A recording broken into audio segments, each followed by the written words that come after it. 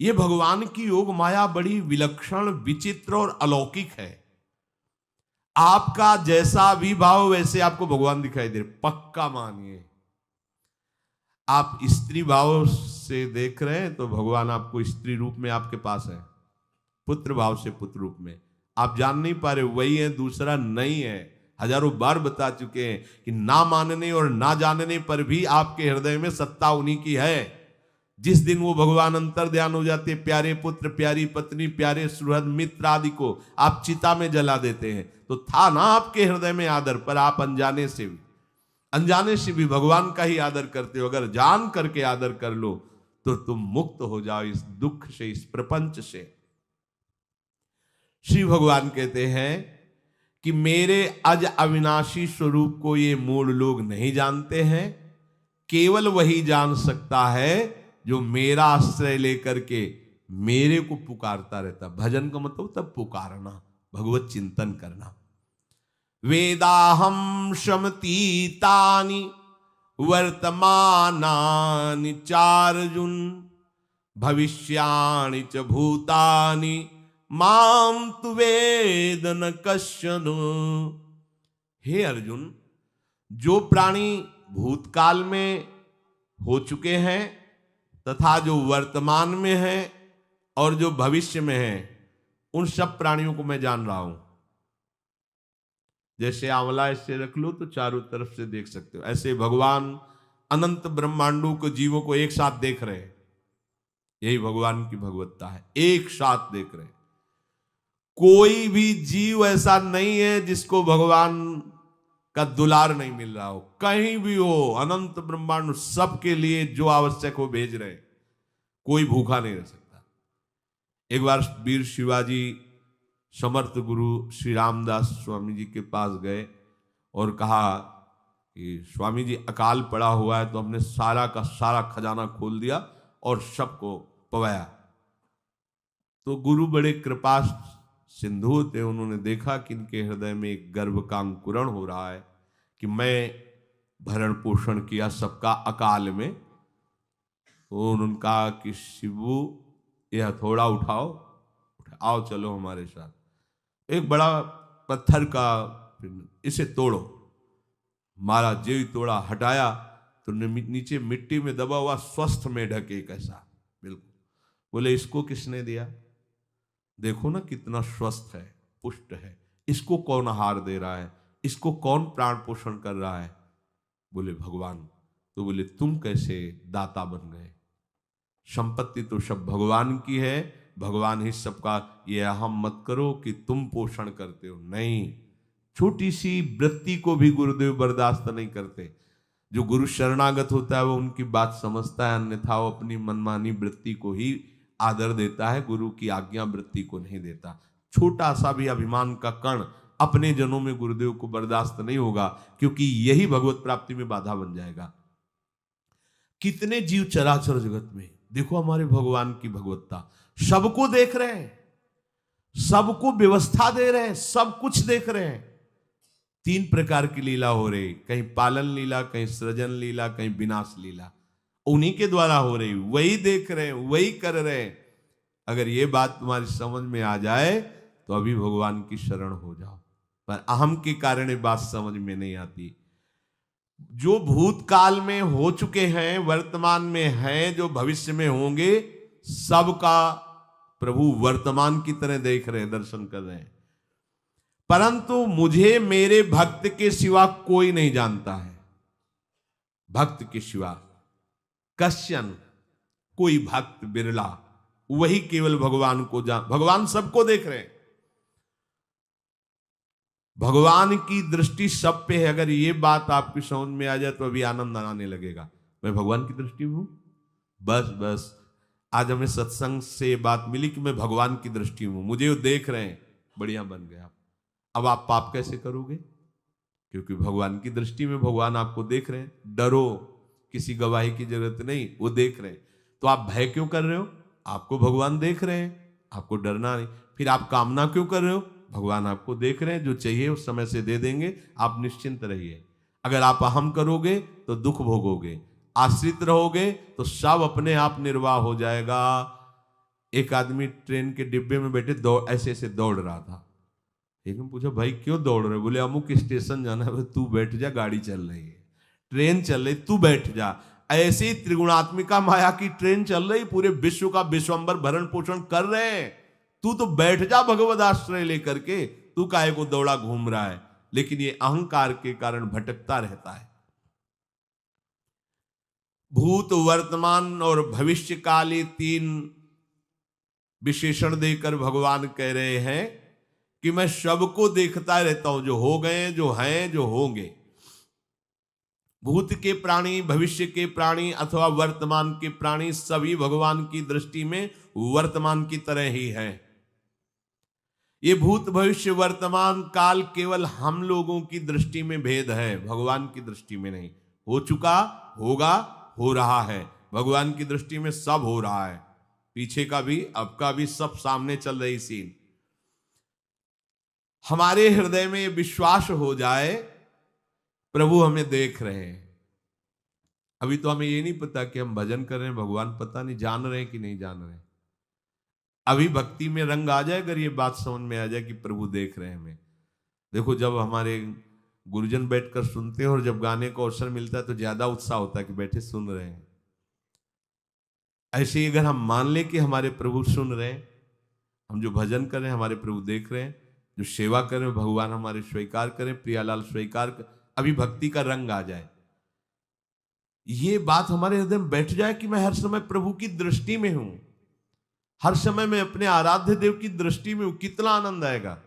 अंदर से सोचो जरा, हर समय वो हमें देख रहे हैं और वो कह रहे हैं मैं देख रहा हूं।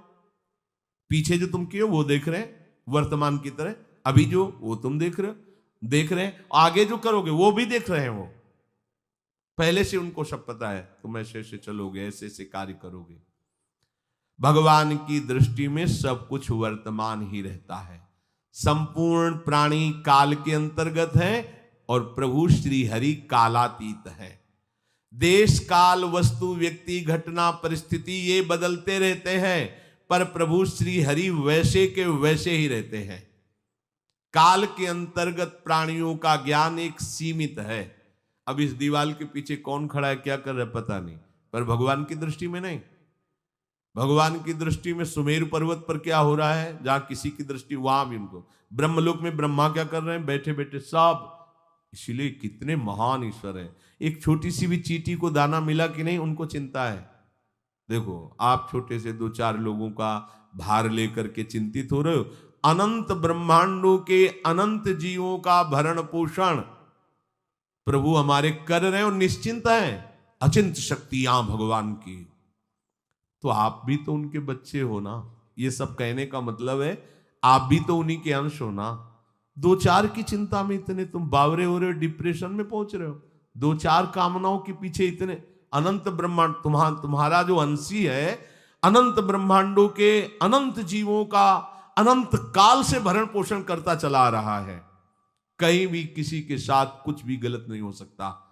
जैसे कहते हैं कि क्या गलत हुआ, देखो ना अभी तो बच्चा था, ऐसा ऐसा हो गया, तो तुम्हारी दृष्टि में बच्चा है, पीछे तो बहुत पुराना है ना, जो कर्म करके आया उसका फल। कहीं भी गलत किसी के साथ नहीं होता, ध्यान रखना।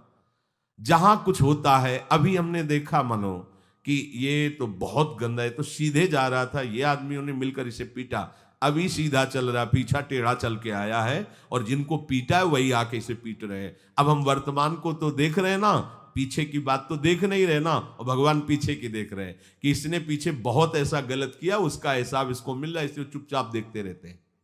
ध्यान रखना, इतना भी गलत नहीं हो सकता इस सृष्टि में। वो कैसे गलत नहीं हो रहा, अभी तो नवयुवक था, उसने कुछ ऐसा किया ही नहीं, अभी तो नई अवस्था थी, अभी तुम्हें दिखाई दे रहा है 15 वर्ष का है, लेकिन भगवान देख रहे हैं मेरा पुरातन अंश है, किस जन्म से क्या क्या करते चला आ रहा है। ये ज्ञान हो जाएगा तो किसी भी बात में आपको दुख नहीं पहुंचेगा, विक्षेप नहीं पहुंचेगा। नहीं, बड़े बड़े विक्षिप्त हो जाते। एक गौतमी नाम की महान तपस्विनी थी, महाभारत में कथा आती है, उसका एक ही पुत्र था और उसको सांप ने काट लिया। तो वहां की कुल भील उठा के लाए और कहा, देवी मां ये देखो सांप ने तुम्हारे बेटे को काट लिया। तो उनका इतनी सामर्थ्य सांप की कैसे हो गई कि मेरे बेटे को काट लिया और मेरे से भय नहीं माना। आकर्षण वृत्ति जीव ही की, सांप सामने आ गया, तूने क्यों काटा, मैं तुम्हें भस्म कर दूंगी। तो आपने कहा पहले हमारी प्रार्थना सुन लो। मेरे सर पर मृत्यु ने आकर के अपना शासन जमा लिया और कटवा दिया, मेरा कोई दोष नहीं। मृत्यु का आकर्षण किया, महान तपस्विनी भगवान व्यास देव जी ने ये लीला कथा गाई है। मृत्यु का आकर्षण किया, साक्षात मृत्यु सामने आ गई, थर थर कांपने लगी। गौतमी जी ने कहा मैं अपने तपस्या के बल से तुम्हें भस्म कर दूंगी। हमारे ऐसे निष्पाप बालक को तुमने सांप के द्वारा प्रेरित करके कटवाया। बोले मेरे ऊपर काल का शासन है, काल ने मुझे प्रेरित किया, मैंने सांप को प्रेरित किया, मेरा कोई दोष नहीं, ये काल का शासन। काल का आवाहन किया, काल उपस्थित हुआ। काल ने कहा कि मेरा इसमें कोई दोष नहीं, इस बालक के पूर्व जन्म के कर्म के द्वारा मैं प्रेरित हूं। इस बालक के कर्म से प्रेरित होकर मैंने मृत्यु को प्रेरणा की, मृत्यु ने सांप को प्रेरणा की और इसने डस लिया। अब आप बताओ किसका दोष है? शांत हो गई, क्योंकि इस बालक के ही तो कौन काहू के सुख दुख कर दाता, निजकृत कर्म भोग सुन भ्राता। कोई किसी के सुख दुख का हेतु नहीं है, अपने कर्म ही है जो हमको दुख सुख देते हैं। और ये भगवान देख रहे हैं। कोई, जैसे आपको अभी मनुष्य शरीर मिला, स्वतंत्रता है, अब आप जो पापाचरण चाहो छूट है कर सकते हो, या जो पुण्य कर्म चाहो कर सकते, या भजन करना चाहो कर सकते हो। ये स्वतंत्रता केवल मनुष्य शरीर को दी गई है। आपको जो पूर्व भोग मिल रहे हैं वो आपके पीछे के कर्मों के हैं। तो जो ज्ञानी जन होते हैं, विवेकी जन होते हैं, आए हुए प्रारब्ध को भोग लेते हैं, नया कोई पाप नहीं करते, निरंतर भजन करते रहते, भगवान की कृपा से मुक्त हो जाते। अगर भगवान की शरण में नहीं होगे, भजन नहीं करोगे, तो आपके ऊपर बहुत से ऋण है, दुर्गति हो जाएगी। ऐसा नहीं है। आप यहां भी तो देखो ना, आपके मकान, आपका व्यापार, सब कुछ आपका कहा जाता है, लेकिन सब कुछ सरकार का है। हर चीज का टैक्स देना पड़ेगा तुम्हें, पानी का भी टैक्स देना पड़ेगा, मकान का भी टैक्स देना पड़ेगा, और तुम भी जो करोगे वो पैसा दो सरकार को। टैक्स तुम ऐसे फ्री थोड़ी जा, नहीं होता, देना पड़ता है ना। आप मान लो नौकरी कर रहे हो कि हमारी नौकरी करे, तो उसमें सरकारी टैक्स कटेगा आपका, क्योंकि आप सरकारी आदमी हो, भारत देश के वासी हो। ऐसे ही ये टैक्स लगे हुए हैं सरकारी भी, मातृ ऋण, पितृ ऋण, ऋषि ऋण, ये टैक्स है। ऐसा नहीं कि तुम कमाओ खाओ और इसके बाद मर के जाओ स्वर्ग मिलेगा। टैक्स चुकाओ। ये मनुष्य शरीर मिला, इन ऋणों से मुक्त हो। अगर नहीं हुए तो भी तुम्हें दुर्गति होगी। आप देखो, जब कभी ऐसी सूचना मिलती कि अमुक आदमी का अमुक धन पकड़ा गया, तो इनाम दिया जाता है क्या कि इतना कमा लिया? सजा दी जाती है, तुमने टैक्स की चोरी की। अगर चोरी नहीं की, मेहनत से कमाया या व्यापार से कमाया, दिया नहीं सरकार को, हाँ दिया नहीं, इसीलिए तुम्हें टैक्स की चोरी का दंड मिलेगा, सारा धन अपहृत हो जाएगा, तुम्हारी निंदा होगी, तुम्हें सजा मिलेगी। बोलो मिलती है नहीं? ऐसे ही ये लड़का, बच्चा, पत्नी, पुत्र, परिवार जो भी है, ये सब श्री भगवान का तुम्हें टैक्स देना है। क्या टैक्स देना है? भगवान की शरण होकर उनका सुमिरन करो, सारे ऋणों से वो मुक्त कर देंगे। एकादश स्कंद में कहा है, मेरा भजन करने वाले का कोई ऋण नहीं रह जाता। और नहीं तो महाभारत में ही प्रसंग आता है, एक जरत्कारु नाम के ब्रह्म ऋषि थे। ऋषि और भक्त में बड़ा अंतर होता है। वो तपस्या प्रधान, जैसे दुर्वासा ऋषि तपस्या प्रधान थे, वो बाल ब्रह्मचारी और तपस्या से युक्त एक दिन भ्रमण कर रहे थे, तो आवाज आई, मेरी रक्षा करो, मेरी रक्षा करो। तो उस आवाज की तरफ बढ़े तो देखा कुएं में उल्टा लटके हुए हैं बहुत से ऋषि, और एक केवल तंतु है, एक केवल तंतु है जिसमें दो चूहे लगे हुए उसको भी काट रहे हैं, एक काला और एक श्वेत। तो उन्होंने देखा और दयालु हो गए कि ऋषियों, मैं तुम्हारी कैसे रक्षा कर सकता हूं? तो उन्होंने कहा कि ये जो दो चूहे हैं रात और दिन हैं, और जो हम लोग हैं ये तुम्हारे पितर हैं।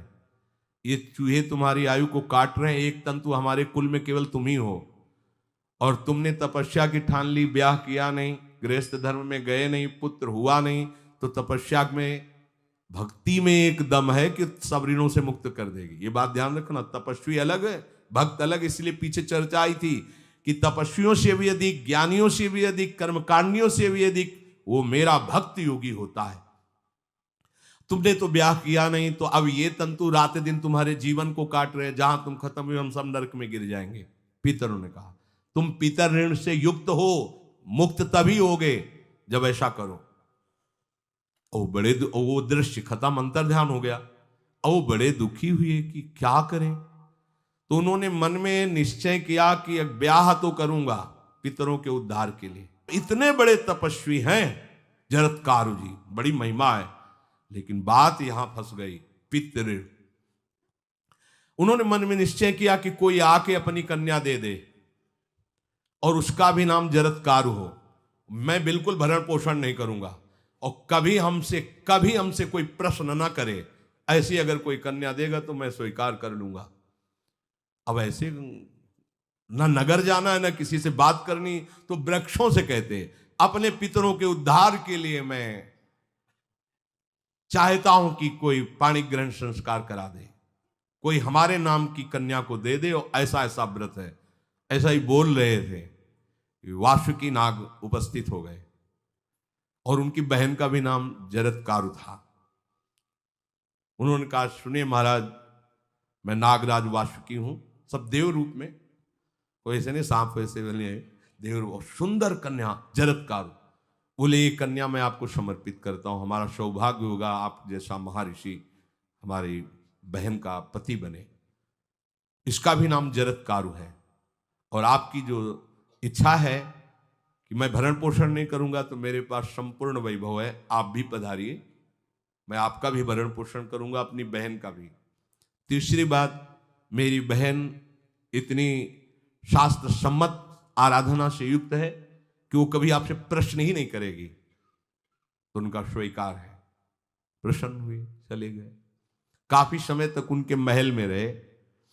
एक दिन जरत्कारु अपनी जरत्कारु पत्नी की गोद में सर रख कर ऐसे लेटे हुए थे, सो गए।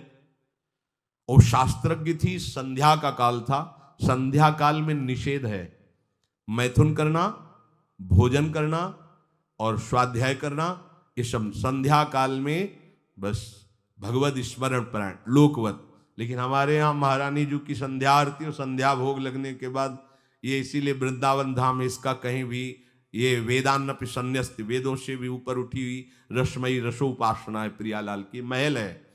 ये जगत सिद्धांत नहीं है, ये जगदीश का भी सिद्धांत नहीं है, ये प्रेम सिद्धांत है। वृंदावन नित्य विहार रस है, इसलिए इसको बीच में बता देते हैं, कहेंगे दूसरे को तो, और यहाँ शाम के तो भोग ही लगता है, गान बजान होता है, बकाया सिद्धांत है। आंख मूंद करके या तो गायत्री जप या जो गुरु मंत्र चुपचाप शांत भाव से जपे, ऐसा। अब वो इस चिंता में थे कि मेरे पति का धर्म जा रहा है, और मैंने आज तक कुछ बोला नहीं अपने पति से। अगर बोलती हूं तो हो सकता है ये नाराज हो जाए और छोड़कर चले जाए। अगर मुझे छोड़ देते हैं और इनका धर्म बचता है तो ये ठीक बात रहेगी। कितनी विवेकवान है। अगर ये सोते रह गए और सूर्य अस्ताचल को चले गए तो इनका धर्म लोप हो जाएगा, ये मैं होने नहीं दूंगी, अपने पति का धर्म लोप नहीं होने दूंगी। और वो उस समय भी केवल एक लंगोटी लगा के रहते थे, अस्थिमात्र हो रहे शरीर। वहां भी ऐसा नहीं कि दूल्हा बन करके सज, नहीं, वैसे ही केवल पितरों की तृप्ति के लिए उन्होंने बात स्वीकार की थी। उन्होंने कहा महाराज उठिए, संध्या का समय है, शास्त्र निषेध करता है इस समय सोना नहीं चाहिए, नहीं आपके धर्म का लोप हो जाएगा। महाराज उठिए, सूर्य अस्ताचल को बस पहुंचने ही वाले हैं, उठिए। उठे एकदम लाल आंख करते हुए, तुमने हमें टोका कैसे, तुमने हमसे प्रश्न कैसे कर दिया, मैं अभी तुम्हारा त्याग करता हूं। बोले स्वीकार है, आपके धर्म का लोप ना हो। कहीं सूर्य अस्ताचल को चले गए, आपने अर्घ नहीं दिया तो जीवन भर की आपकी उपासना में कलंक लग जाएगा कि आपने संध्या काल में शयन करते हुए सूर्य आराधना नहीं की, आपके धर्म का लोप हो जाए। बड़ा सूक्ष्म धर्म का विषय। तो उनका सूर्य की ताकत कैसे कि मैं सोता रहूं और वो अस्ताचल को चले जाए, ऐसे महात्मा थे। कहा सूर्य की ताकत कैसे, भगवान व्यास देव जी ने लिखा है, किसी कहानी की बात नहीं। सूर्य की सामर्थ्य कैसे है कि मैं अर्घ ना दूं और वो अस्ताचल को चले जाएं, सूर्य तब तक रुके रहते जब तक मैं सोता रहता, पर तुमने टोक दिया, अब मैं चला। जब चली तो उन्होंने कहा हमारे गृहस्थ धर्म का जो फल होता है आपके पाणी ग्रहण स्वीकार का जो फल होता है उसको बिना दिए आप कैसे चले जा रहे हैं? तो उनका आस्ति वो है, चले गए। उसी से आस्तिक मुनि का प्रादुर्भाव हुआ और उन्होंने आगे बड़ा चरित्र है उनका, आस्ति, तो उसी से नाम रखा आस्तिक। आस्तिक उन्होंने जन्मेजय की यज्ञ को बंद किया। आप सोचो, एक पितर की तृप्ति के लिए उनको ये सब करना पड़ा। और श्री हरिशरणम और निरंतर भजन, तो मातृण, पितृण, देवऋण, ऋषि ऋण, सब ऋणों से उपासक मुक्त होकर के परम धाम को जाता है, एकमात्र भगवदास है। पर ये मूढ़ जन इस बात को नहीं जान पाते हैं। बिना कारण कृपा करने वाले प्रभु जीव को मनुष्य शरीर देते हैं। ये मनुष्य शरीर अंतिम शरीर है, अगर इसमें नहीं बना तो फिर चले जाओगे 84 लाख योनियों के चक्र में। इसी शरीर में अनंत जन्मों के संचित कर्म समुदाय का नाश करके भगवत प्राप्ति होती है या मोक्ष पद मिलता है। कौन सा प्राणी किस गति को जाएगा भगवान देखते हैं पर संकल्प नहीं करते, ध्यान रखना, क्योंकि आगे की भी देख रहे हैं, वो देख रहे हैं जो तुम कर रहे हो वैसे गति बनती चली जाएगी। भगवान संकल्प नहीं करते। भगवान तो एक बार संकल्प कर दिया, एको हम बहुश्यामा, उसी में बहुत रूपों में प्रकट हो गए। अब तुम्हें संकल्प करना है कि इस जन्म में मुझे भगवत प्राप्ति करनी है। जो संत शास्त्र सदगुरुदेव कह रहे हैं ऐसा करो ऐसा ना करो, यदि आप इस भावना को स्वीकार करके आराधना करेंगे तो निश्चित निश्चित भगवत प्राप्ति इसी जन्म में हो जाएगी। प्रभु केवल तुम्हें निमित्त बनाना चाहते हैं, कल्याण तो वही करेंगे। जैसे अर्जुन से कह रहे हैं भीष्म आदि द्रोण आदि मेरे द्वारा मारे जा चुके हैं, तुम केवल निमित्त मात्र भव सव्यसाची। ऐसे ही अय उपासक तू केवल निमित्त बन जा, जो शास्त्र सदगुरुदेव आज्ञा करते हैं वैसे ही तू चल दे अपने मन को मार के, केवल तू निमित्त बन जा। कल्याण या भगवत प्राप्ति या मोक्ष वो तो भगवत कृपा से होगी। पूरी उद्धार की सामग्री तेरे अंदर जागृत कर देंगे प्रभु, केवल तू निमित्त बन जा, मेरी कृपा तेरी सारी बात बना देगी। विश्वास करो, इस बात पर विश्वास करो। भगवान कह रहे हैं तुम निमित्त बन जाओ, जो आदेश कर रहे हैं वैसा पालन करो, काम तो सब मेरी कृपा कर देगी।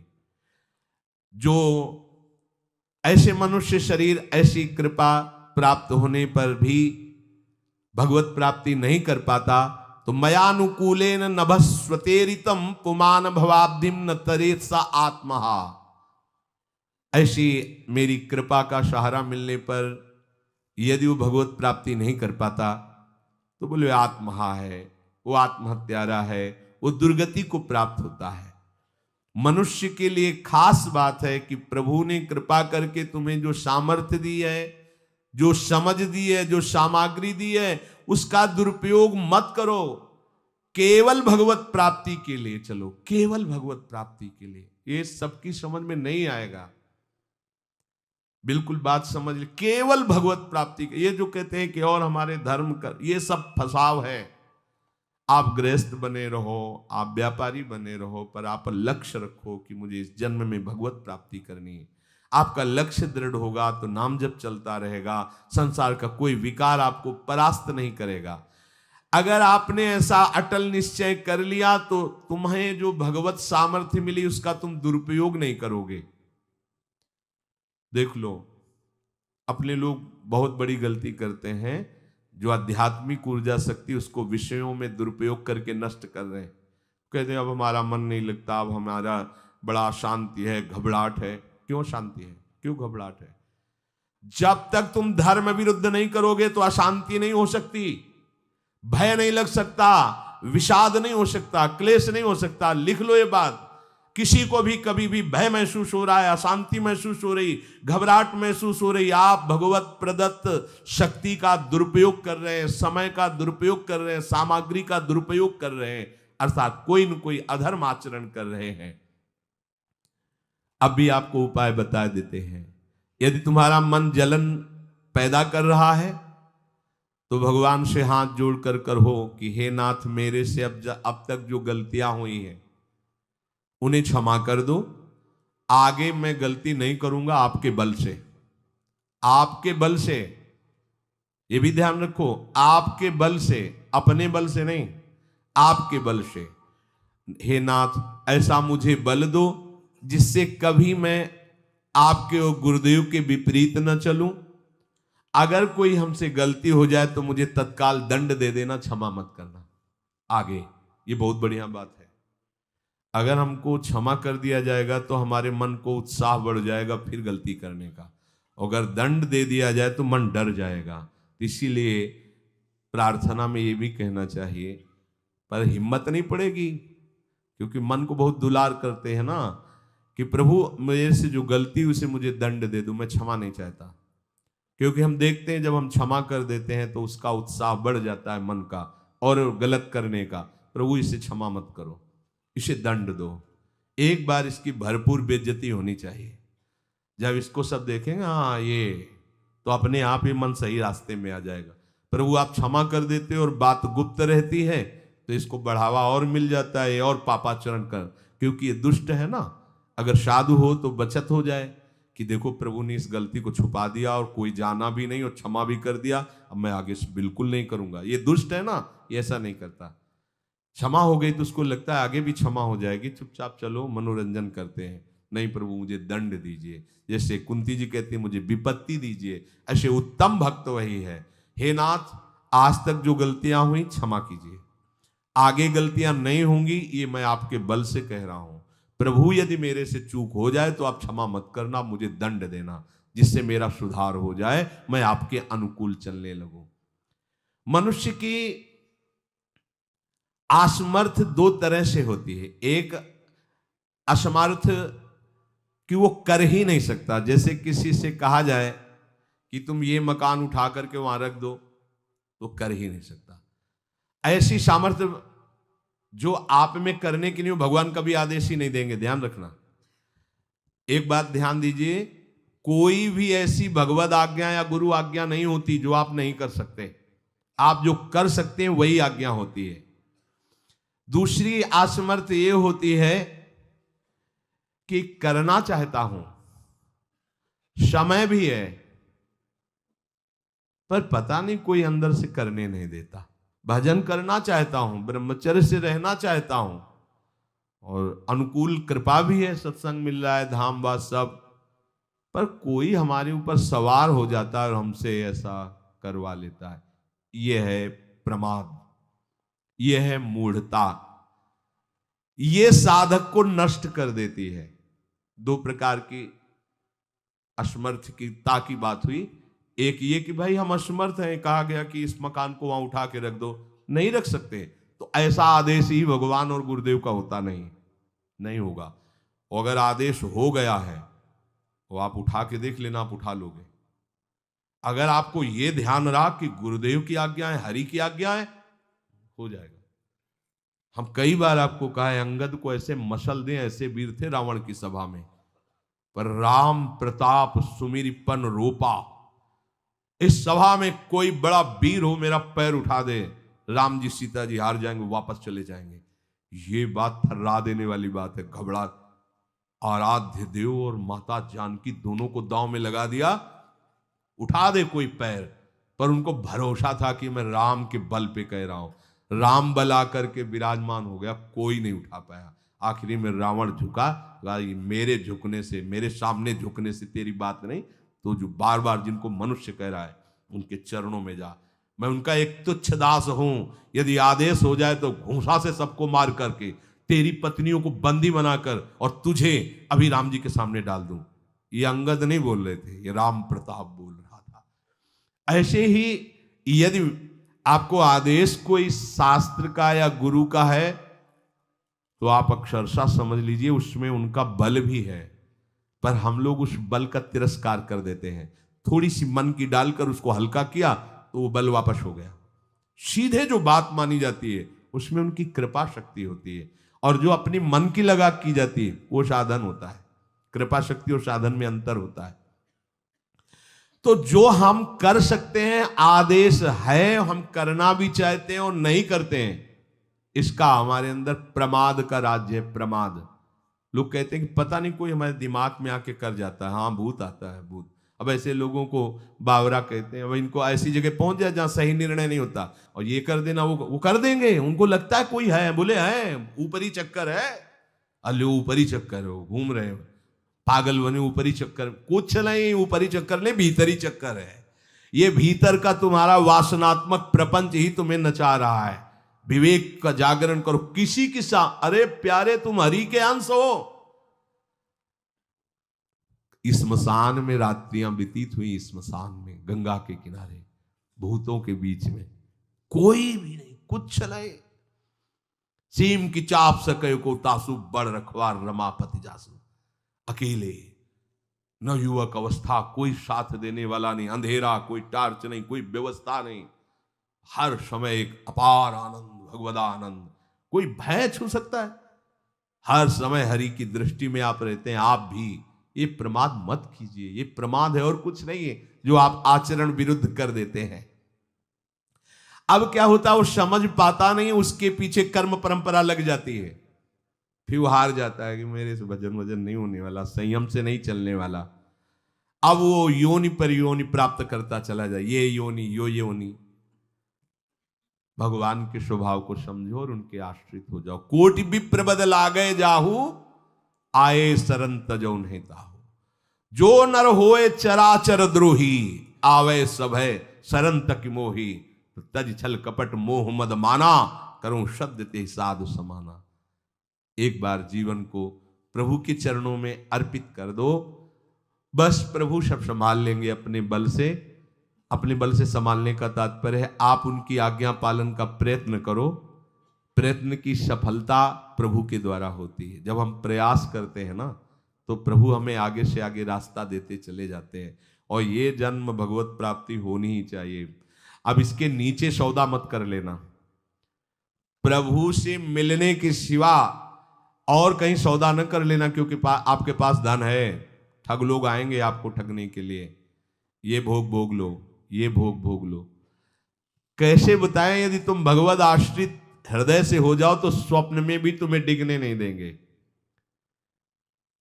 एक बार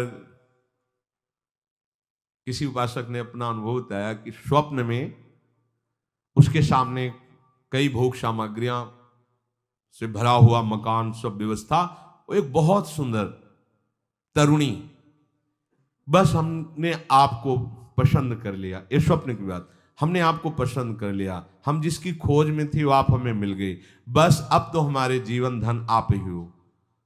वो सुनने लगा, मतलब उसको अच्छा लगने लगा ये बात सुनने में। इतने में ही एक देवी प्रकट हुई, इतना सुंदर रूप कि करुणा बरस रही थी उस रूप से, और स्पष्ट कहती ये छल है, ये कपट है, झुकना मत, देखना मत, इसकी सुनना मत। यदि सुन लिया और इसके प्रलोभन में झुक गए और इसको देख लिया तो तुम चले जाओगे, तुम्हारा आंख खुल गई। बड़ा आनंद हुआ उस उपासक को कि स्वप्न में भी आश्रयदाता उसको डिगने नहीं देते। स्वप्न में भी, ये बात समझ लो, स्वप्न में भी भय आने नहीं, स्वप्न ही था। हो सकता था स्वीकृति उस उपासक के हृदय की हो जाती, लेकिन जगने पर हाहाकार मच जाता कि कैसे स्वीकृति हो गई। पर देखो, जिसका आश्रय लिए वो उससे सुंदर रूप लेकर खड़ा हो गया और समझा रहा है छल है, कपट है, झुकना मत, देखना मत। आप तो केवल आश्रित होके तो देखिए, जागते हुए, सोते हुए, स्वप्न में, ये तुम्हारी अवस्थाएं, प्रभु की नहीं है। वो तुम उन्हीं की गोद में जग रहे हो, उन्हीं की गोद में सो रहे हो, उन्हीं की गोद में शयन कर रहे हो। एकमात्र प्रभु का आश्रय लेकर निरंतर भजन करते हुए इस जन्म में केवल भगवत प्राप्ति, अन्य सौदे में हमें फंसना नहीं है। बहुत से प्रलोभन आएंगे कि ये फ्री ले लो, फ्री भोग लो, कोई नहीं जानेगा। आपको सौदा नहीं करना अपने हरि आश्रित बल का, आपको उससे केवल हरि की प्राप्ति करनी। प्रलोभन आएगा, ध्यान रखना, भय आएगा। हे भगवान, आज तक जो भजन किया है इस भय को हटा दीजिए, क्योंकि इज्जत चली जाएगी, सब लोग थू थू करेंगे, मेरे से बहुत गलती हो गई, हटा दीजिए। हरि मुझे दंड दो, पूरी सभा में मेरा तिरस्कार करवाओ, ये मन लाख समझाया नहीं समझा, अब जब बेइज्जती होगी ना इसकी तब समझेगा। कुछ नहीं होगा और कृपा हो जाएगी, आगे बढ़ जाओगे। बिल्कुल अपने भजन को खर्चा मत करना, ना भय में और ना किसी सुख प्रलोभन में, तो इसी जन्म में भगवत प्राप्ति हो जाएगी।